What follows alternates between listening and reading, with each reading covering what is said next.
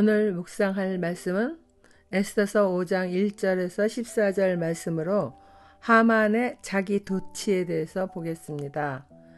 금식 기도의 이력에 대해서 먼저 읽어보겠습니다. 금식한 지 사흘째 되는 날에 에스더는 왕후의 예복을 입고 대궐 안뜰로 들어가서 대궐을 마주보고 섰다. 그때의 왕은 어전 안의 왕자에서 문 쪽을 바라보고 앉아 있었다. 왕이 에스더 왕후가 뜰에 서 있는 것을 사랑스러운 마음으로 바라보고 쥐고 있던 금규를 에스더에게 내밀자 에스더가 가까이 다가가서 그 규의 끝에 손을 대었다. 왕이 그에게 말을 건네었다.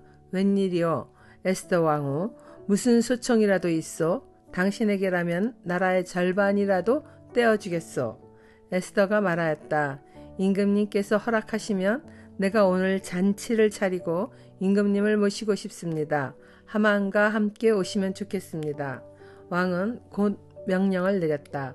에스더의 말대로 하겠다. 곧 하만을 들라 하여라. 왕과 하만은 에스더가 베푼 잔치에 갔다.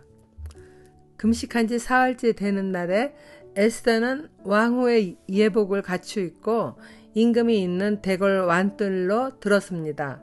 금식하며 기도했지만 이 순간은 목숨을 잃을 수도 있는 두려움이 가득 그렇게 몰려올 수도 있는 상황입니다. 에스더는 오직 죽으면 죽으리다라는 각오 아래 자신이 해야 할 일을 이행합니다.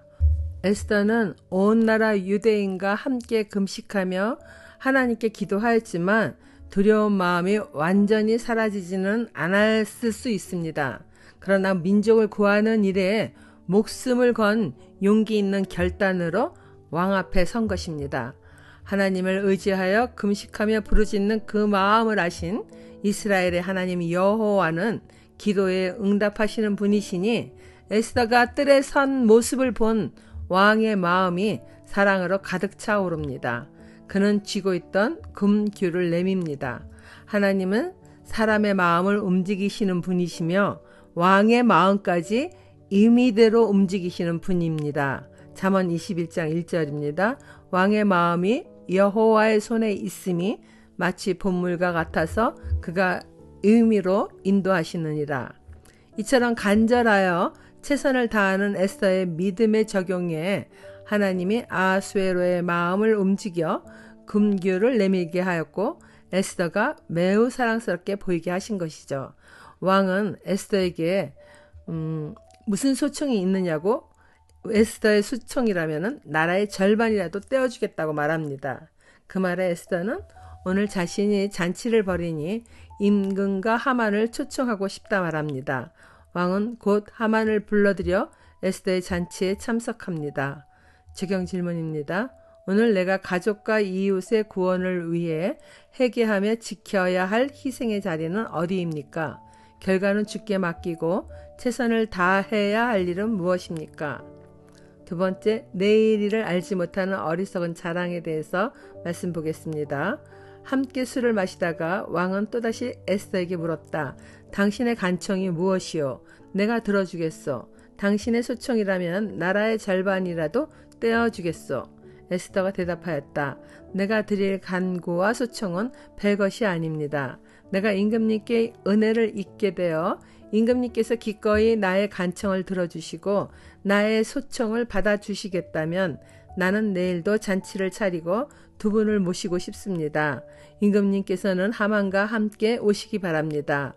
그때 임금님의 분부대로 나의 소원을 임금님께 아뢰겠습니다. 그날 하만은 마음이 흐뭇하여 아주 즐거운 기분으로 대궐을 나섰다. 대궐문을 지나는데 거기에서 문을 지키고 있는 모르드게는 일어나지도 않고 인사도 하지 않았다. 그것을 보고서 하만은 그만 화가 잔뜩 치밀어 올랐지만 꾹 참고 집으로 돌아갔다. 하만은 친구들과 자기 아내 세레스를 불러놓고 자기는 재산도 많고 아들도 많으며 왕이 여러모로 자기를 영화롭게 하여 주고 자기를 다른 대신들이나 신하들보다 더 높은 벼슬자리에 앉혔다면서 그들 앞에서 자랑하였다. 하만은 덧붙여서 말하였다. 그것뿐인 줄 아는가? 에스더 왕후께서 차린 잔치에 임금님과 함께 초대받은 사람은 나 하나밖에 없다네. 왕후께서는 내일도 임금님과 함께 오라고 나를 초대하셨다네. 왕이 청하지도 않았는데도 왕을 만나러 안뜰로 들어온다는 것은 급한 사정이 있기 마련이라는 것을 잘 아는 아하수에로 왕은 에스더가 차린 잔치상에서 술을 마시다가 또다시 당신의 간청이 무엇이냐고 묻습니다. 내가 들어주겠다는 거죠. 당신의 소청이라면 나라의 절반이라도 떼어주겠소 라고 말합니다. 이처럼 왕의 기분이 한층 좋아진 상태이나 에스더는 당장 이야기를 꺼내지 않습니다. 오히려 시간을 미루어 내일도 잔치를 차릴 테니 하만과 다시 오기를 청합니다. 에스더가 굉장히 신중하게 그렇게 일을 진행하는 것을 볼 수 있습니다. 그때 자기의 소원을 말하겠다고 이렇게 말합니다. 그날 하만은 아주 흐뭇한 기분에 빠져서 이제 대궐을 나옵니다. 그런데 거기서 문을 지키고 있는 모르드게가 일어나지도 않고 인사도 하지 않는 것을 또 보게 되었습니다. 그것을 본 하만은 그만 좀 전까지만 해도 흐뭇했던 그 기분은 사라지고 화가 잔뜩 치밀어 올랐습니다. 그러나 내일도 왕후의 잔치에 초대받았고 유대인을 멸절하고자 한 일도 진행이 잘 되고 있으니 이제 곧 모르드게가 죽게 될 생각을 해서인지 꾹 참고 집으로 돌아갑니다. 집에 도착한 하만은 친구들과 아내 세레스를 불러 자랑을 합니다. 자기는 재산도 많고 아들도 많으며 왕이 여러모로 자기를 나라의 2인자로 영화롭게 하여 준다며 자랑하면서 덧붙여 왕후의 잔치에 임금님과 함께 초대받은 사람은 자신 하나밖에 없다는 것이죠. 내일도 또 왕후의 잔치에 초대받은 것을 자랑합니다. 하만 스스로가 생각해 볼 때 자기만큼 복을 누리는 사람이 없다고 느끼니 당장 내일 벌어질 일은 전혀 생각하지 못한 채 자기 자랑에만 빠져 있는 것입니다. 13절 보겠습니다. 그러나 대궐문에서 근무하는 모르드게라는 유다 여성만 보면 이런 모든 것이 나에게 하나도 만족스럽지 않네. 그의 아내 세레스와 친구들이 하나같이 하만에게 말하였다.